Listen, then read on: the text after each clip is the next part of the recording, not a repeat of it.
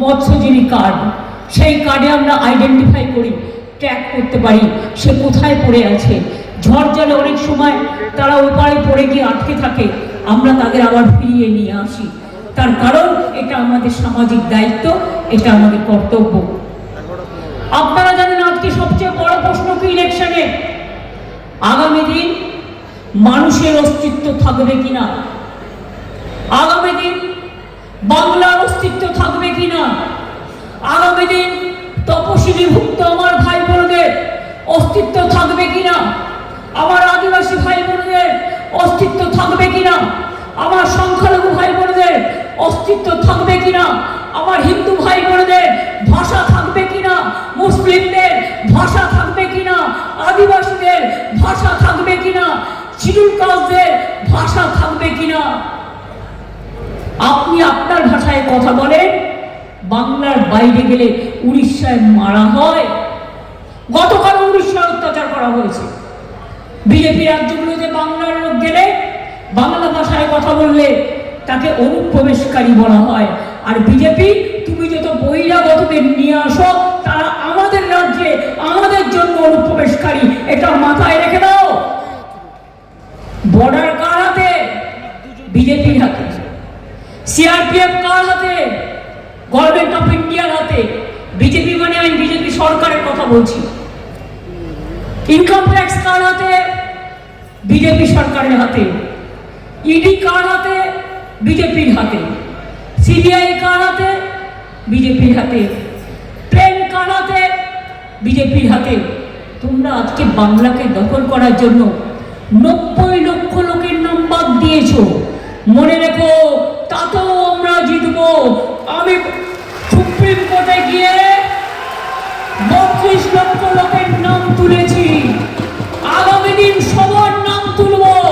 আমার একটাই দুশ্চিন্তা, তাদের নামটা ভোটের পরে উঠলে তাদের অস্তিত্ব থাকবে, কিন্তু তারা ভোটটা দিতে পারবে না। বিজেপি, তুমি এটাই চাও? পুরো গণতন্ত্রকে চৈত্র মাসের সেলের মতো বিক্রি করে দিয়েছো। তোমাদের জন্য কনসেশন আর সাধারণ মানুষের জন্য deletion. Every action has a reaction. মনে রাখবে, কোনো দিন মানুষ তোমাদের ক্ষমা করবে না।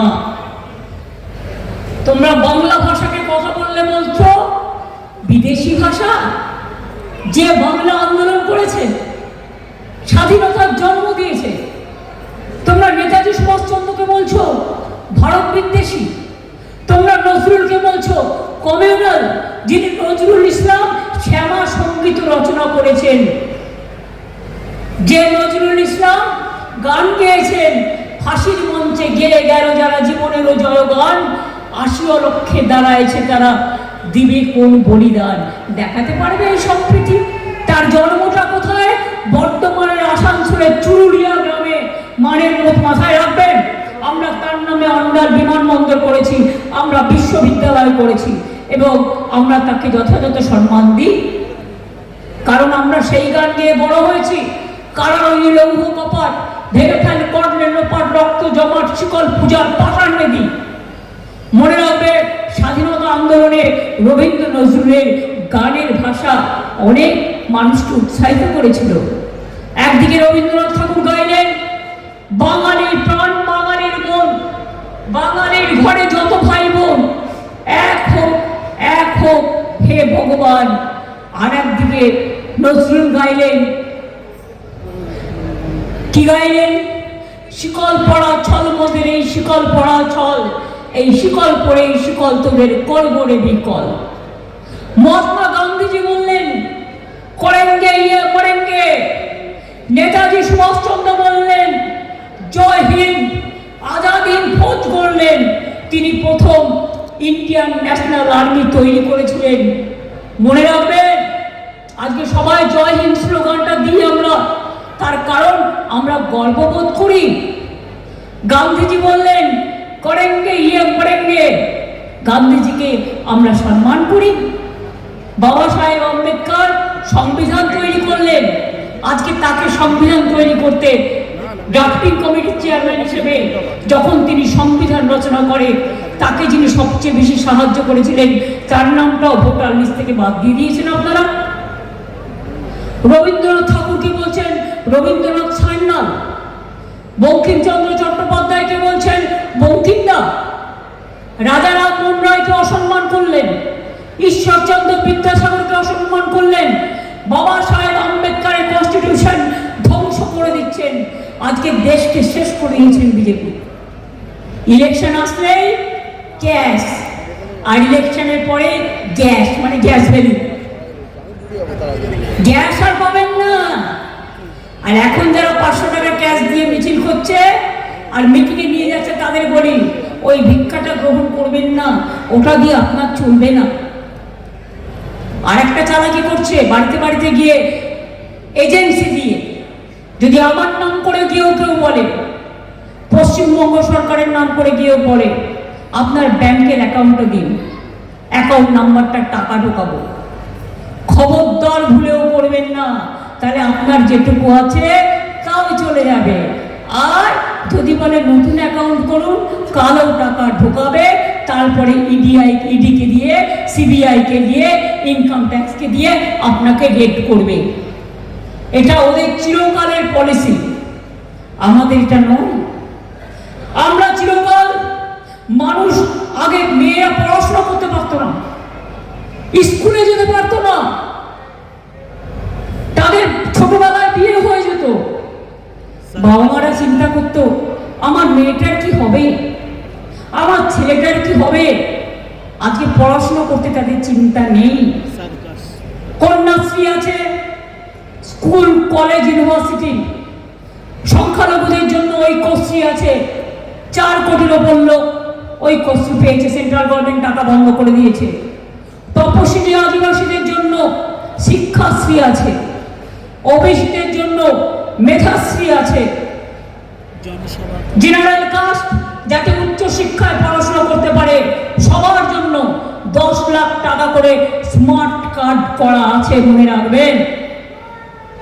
এবং এটাও মনে রাখবেন তাদের জন্য Swami Vivekananda merit cum scholarship program আছে। একটা মানুষ মারা গেলেও যদি তার শবদেহকে সম্মান জানানো, শেষ সম্মান জানানোর টাকা না থাকে, তার জন্য সমব্যথী প্রকল্প করে দিয়েছি। সে অ্যাপ্লাই করলে 2000 টাকা করে পাবে, তার শেষ শ্রদ্ধা জানানো তার পরিবারের আপনজনকে, সেটাও আছে। একটা মেয়ে বিয়ে দিতে না পারলে 25,000 টাকা সরকার দেয়, রূপশ্রী প্রকল্প। আগের বার বলেছিলাম স্বাস্থ্যসাথী করবো, করেছি কি করিনি? স্বাস্থ্যসাথীর টাকা পায় মা বোনদের হেড অফ দ্য ফ্যামিলি 5 লক্ষ টাকা করে। আমরা প্রায় 9 কোটি মানুষকে সংযুক্ত করেছি। এর মধ্যে সরকারি কর্মচারীদের স্বাস্থ্য স্কিম আলাদা আছে, 25% দিয়ে সরকারি কর্মচারীরা পেয়েছে, শিক্ষক শিক্ষিকারাও পাবেন। বলুন, ক্লাস 9-এ উঠলে ছেলে মেয়েরা বিনা পয়সায় সরকারি স্কুল কলেজে সাইকেল পায় কি পায় না? ক্লাস 11-এ উঠলে 10,000 টাকা তার ব্যাংক অ্যাকাউন্টে জমা হয় কি হয় না স্মার্ট কার্ড, স্মার্টফোন কেনবার জন্য? ICDS আসার মেয়েদেরও স্মার্টফোন কিনে দিয়েছি, টাকা দিয়েছি। সেই রকম মনে রাখবেন কৃষকদের জন্য কৃষক বন্ধু আছে, 10,000 টাকা পায়। যাদের 1 কাঠা জমিও আছে 4,000 টাকা বছরে পায়। এখন ক্ষেত মজদুরদের যুক্ত করেছি, তারাও 4,000 টাকা করে পাবে। লক্ষ্মীর ভান্ডার করবো বলেছিলাম, করেছি। খাদ্য সাথী করেছি। আরে মা বোনেরা বসে থাকলে হবে? আমি একা চিৎকার করব? 500 টাকা দিয়ে শুরু হয়েছিল, 500 আর 700, সেটা বেড়ে এখন হয়েছে 1,500 আর 1,700। এটা মাথায় রাখবেন। বিনা পয়সায় খাদ্য পান, স্বাস্থ্য পান। যুবসাথী করে দিয়েছি, যারা বাকি আছেন তারাও আগামী দিন পাবেন। মনে রাখবেন, আপনাদের জীবিকা সন্ধান করে দেওয়ার দায়িত্ব আমাদের। এটা পকেট খরচা। যে ছেলে মেয়েরা কলেজে যায়, মাধ্যমিক পাশের পরে, তাদের কাছে একটা পয়সা থাকে না, অনেক গরিব পরিবার আছে, একটু ক্যান্টিনে চা খাবে, একটু ঘুগনি খাবে, এই জন্যই প্রোগ্রামটা করা হয়েছে। তার স্কলারশিপ যেমন চলছে চলবে, স্কলারশিপের জন্য এটা আটকাবে না। আগামী দিনের জন্য বলে রাখি, যুব সাথীদের জীবিকার সন্ধান আমরা করে দেব।